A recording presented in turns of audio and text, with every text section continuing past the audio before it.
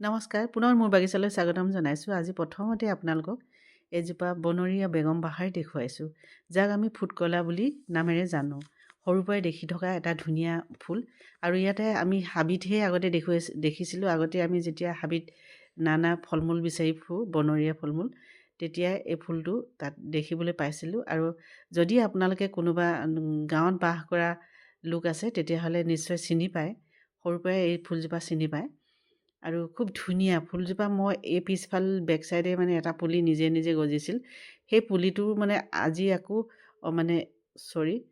আকৌ ফুলটো চাওঁচোন কেনেকৈনো ফুলে বুলি মই পুলিটো উভালি নেপেলালোঁ।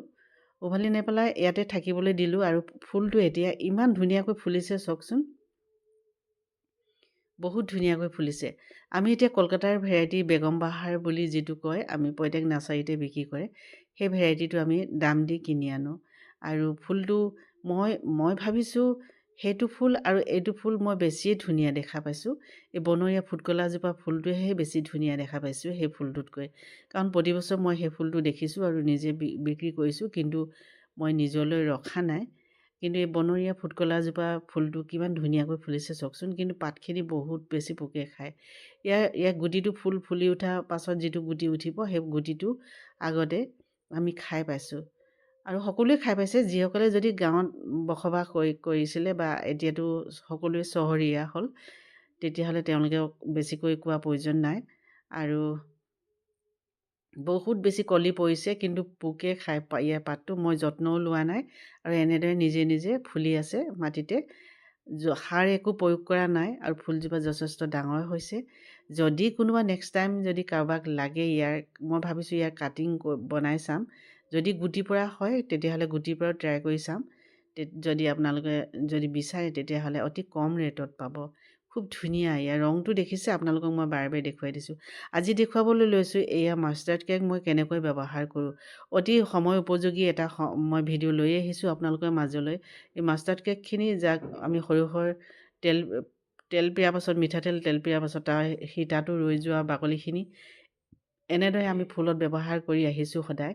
আৰু এইখিনি আমি সদায় কিনি লওঁ তেলৰ ফেক্টৰীত বা তেল পিয়া ফেক্টৰীত, বা আমি দোকানতো এভেইলেবল পোৱা যায়। এইখিনি মই কেনেদৰে ব্যৱহাৰ কৰিছোঁ আপোনালোকে চাব। এইখিনি কেনেকৈ মই ব্যৱহাৰ কৰোঁ আপোনালোকে ভালদৰে চাই থাকিব। এই শুকান মাষ্টাৰ্ড কেকখিনি পানীত ডুবাই ৰাখিব লাগিব। মিনিমাম 5 দিন ডুবাই ৰাখিব লাগিব। তেতিয়াহে ডিকম্প'জলৈ ৰূপান্তৰিত হ'ব, তেতিয়াহে ডিকম্প'জড হ'ব। যদি আমি 2 দিন তিয়াই বা 3 দিন তিয়াই যদি আমি ইয়াক প্ৰয়োগ কৰোঁ ফুলত বা পাচলিত, তেতিয়াহ'লে আপুনি ইয়াৰ ভাল ফলাফল নাপাব। কিন্তু মিনিমাম 5টা দিন ডুবাবই লাগিব। 5টা 6টা 7 দিনলৈকে ডুবাব পাৰিব। আৰু তাৰপাছতে আমি ব্যৱহাৰ কৰিব পাৰোঁ। আপোনালোকে চাই থাকিব। কিন্তু মই এইখিনি পানীত ডুবাই ৰাখিলোঁ 5টা দিন। তাৰপাছতে আজি মই ব্যৱহাৰ কৰিবলৈ লৈছোঁ। আপোনালোকে চাই থাকিব কেনেকৈ কিমানখিনি পানী মিক্স কৰিব, সকলোখিনি দেখা পাব। শুকানকৈও বহুতে ব্যৱহাৰ কৰে, কিন্তু শুকানকৈ ইয়াৰ পাউডাৰ বনাই আমি ফুলৰ গুৰিত দিব পাৰোঁ। কিন্তু তাৰ ওপৰত ভেঁকুৰ সৃষ্টি হোৱা দেখা যায়। আমি শুকানকৈও ইয়াক ব্যৱহাৰ কৰিব পাৰোঁ, কিন্তু খুব কম পৰিমাণৰ দিব লাগিব। কিন্তু এইখিনি মই 5টা দিন ডুবাই ৰখাৰ পাছত এই মিশ্ৰণটো ডাঠ হৈ পৰে। কাৰণ এইখিনি ডাঠ মিশ্ৰণ হৈ পৰে এটা।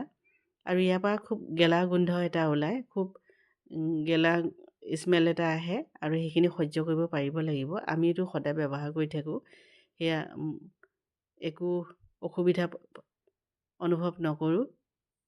আৰু এয়া দেখিছে,